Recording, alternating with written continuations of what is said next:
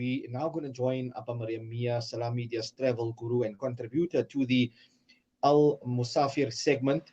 And this segment is dedicated for the world of travel, be it local, domestic, international, cross-country travel, whatever it may be. Apa Maryam, assalamu alaikum to you and welcome once again to the program. Wa alaikum salam wa rahmatullahi wa barakatuh. Great to have you on air, and glad I can hear you and see you clearly, and we've got connection.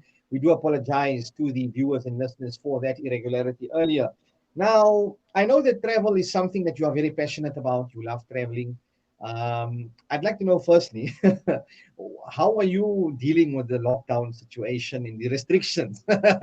Being a person who has to be on the ball and travel throughout domestic and internationally, I know you love traveling.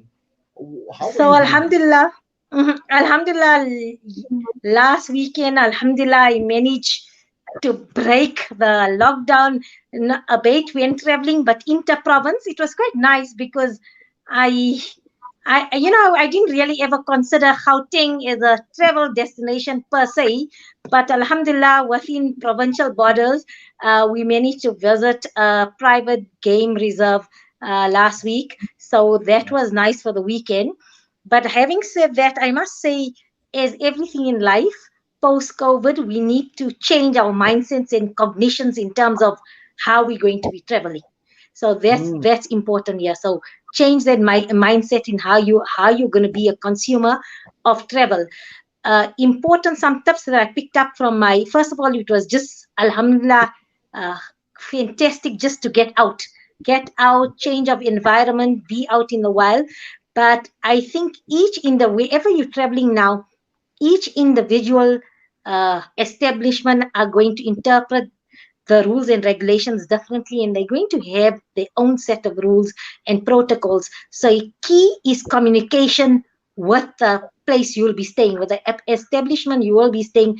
You need to communicate with them prior in terms of their rules and regulations. The lodge that I visited last week, 2 days before, they emailed us a health questionnaire.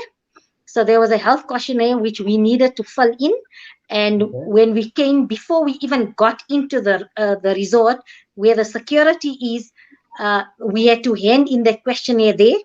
They had taken our temperature there as well, and our hands were sanitized as well. And they explained to us we need to have our mask on when we step out from there. So that is essential, as well as they sent us additional information, even in terms of a service like housekeeping.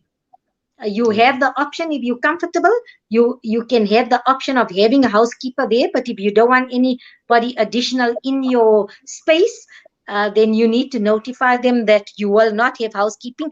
Or you can say I want housekeeping, and then you vacate your rooms or your chalet or wherever is it that you're staying for 2 and 3 hours and allow for housekeeping. So it's little things like that, as well as the communal areas. Those are Mm, not going to be 50% less occupancy. So okay. you need to plan yourself. Some resorts have staggered it, so they make it easy, so everybody has an equal opportunity to experience every activity. So you just need to ask the correct questions now in terms of that. Remember also, brother Sarfaraz, in terms of buffets, there's no longer going to be breakfast buffets or whatever buffets you're going uh, there. So, and even dining areas, only 50% capacity. I was very encouraged to hear that Quanto Private Game Reserve, they're going to bring the buffet to the table. So basically, it's going to be a mini buffet. That was a Okay. really wow thing, because you know what?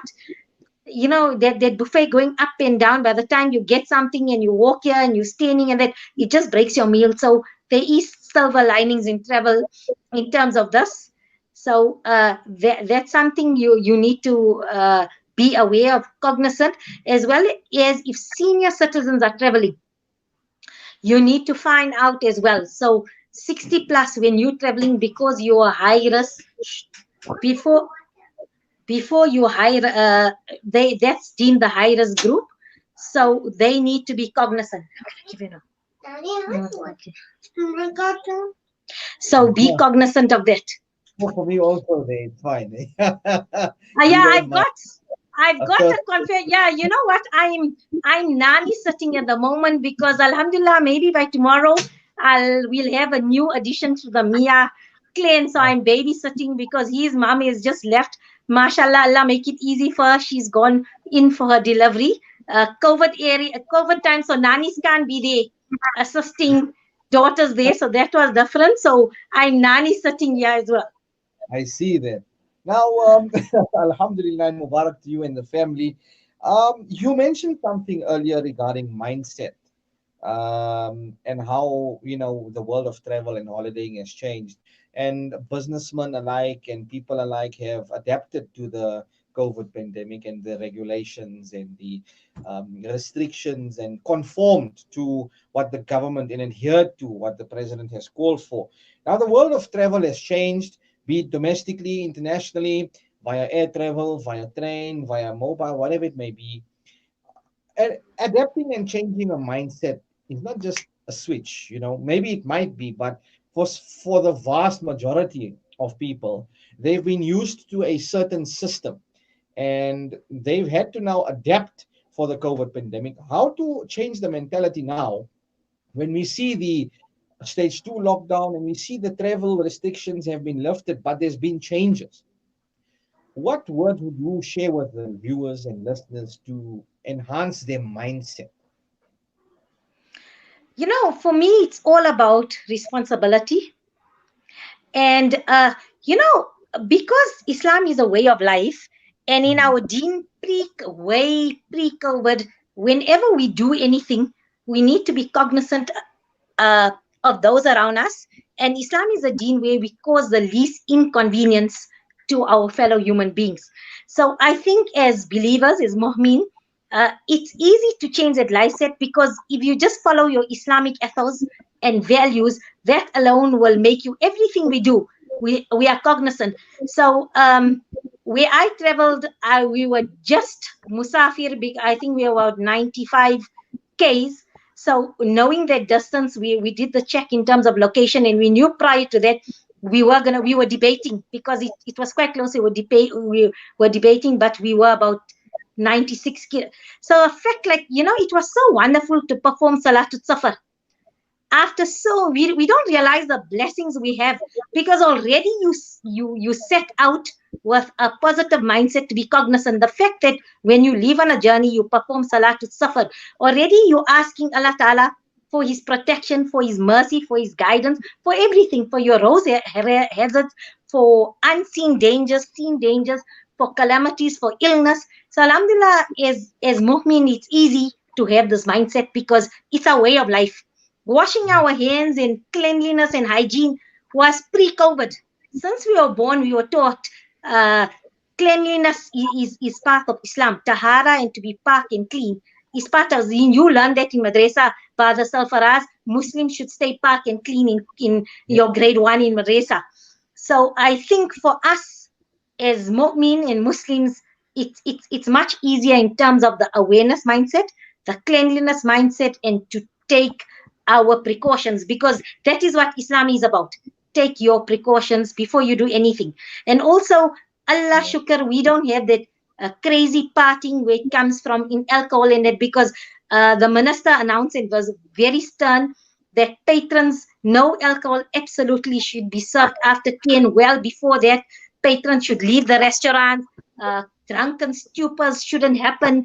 They were strict. But shukr, that doesn't apply to us.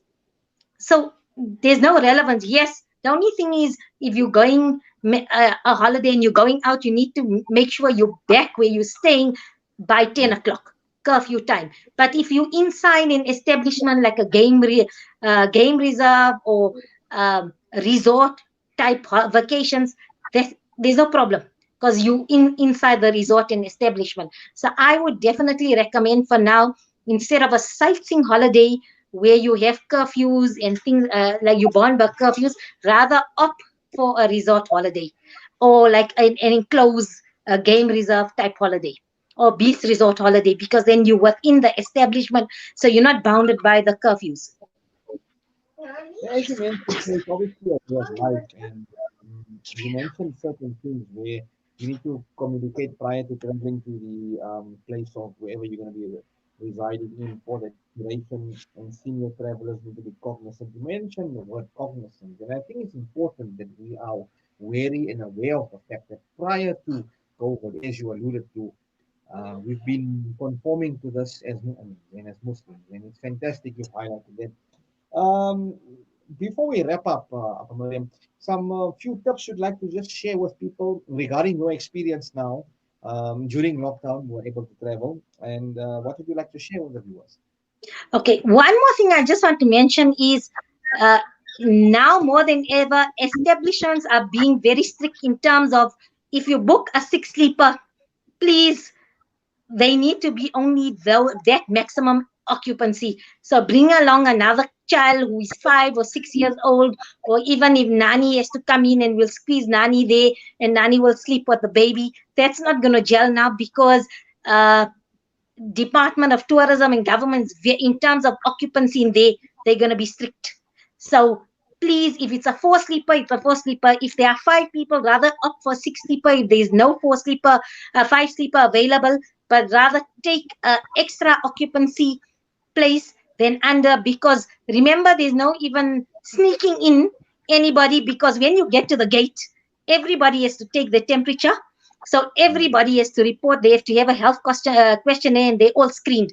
So sneaking somebody is not going to be an option. So I know if whoever's done this in the past, even if it's a little child, everybody has to present. Yeah, Yeah, yeah, I know. We sneak, or we tell somebody just hide like this when they're small. So we have to be cognizant of that as well. That stick to the occupancy, especially now. And also, one other thing is daily they come and do a health and temperature check. Wherever you are, you have to report for this. So that is why I'm saying, please be cognizant of the amount of occupancy.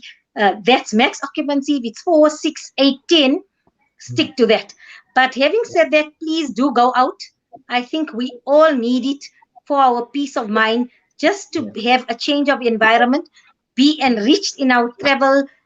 It is going to do you good. I felt, alhamdulillah, good just being away, even if it's just there, relaxing. Uh, just out there bonding with the family time. So please do get out, but be aware. And at the moment, there are some good deals available because establishment are enticing people to actually come out and visit. Because remember, there's still a lot of fear.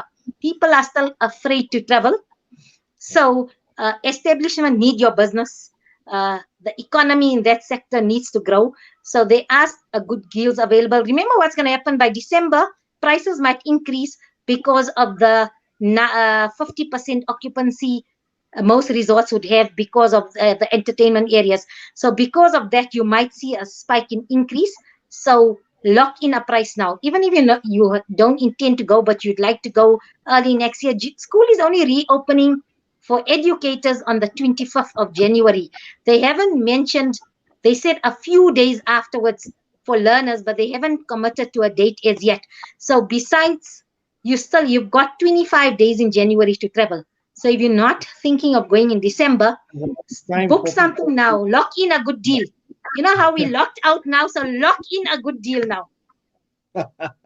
Fantastic stuff. Apa Mariam, thank you for your contribution tonight. And that's where we leave it for the Al Musafir segment. Mubarak to you and your family on the new edition, inshallah. Inshallah, And make dua. we will do so. And take care until we chat again, Apa Mariam. You have a good and safe weekend. Look after yourself. And assalamu alaikum. Jazakallah, brother Salfaraz. Assalamu alaikum wa rahmatullahi wa barakatuh. Walaikum salam wa rahmatullahi wa barakatuh. That's Mariam Mia, our travel guru correspondent for the Al Mustafid segment. And that brings us now to 2 minutes to 9. And yeah, time now for the tech talk segment. And in a few moments or so, I'm going to be speaking to Leslie Inube, who is the founder of Keta Smartphones. We're going to be talking to him about his fantastic project and his launch of his smartphone, the Sumi smartphone. So keep it locked. It's Media. Here's the best.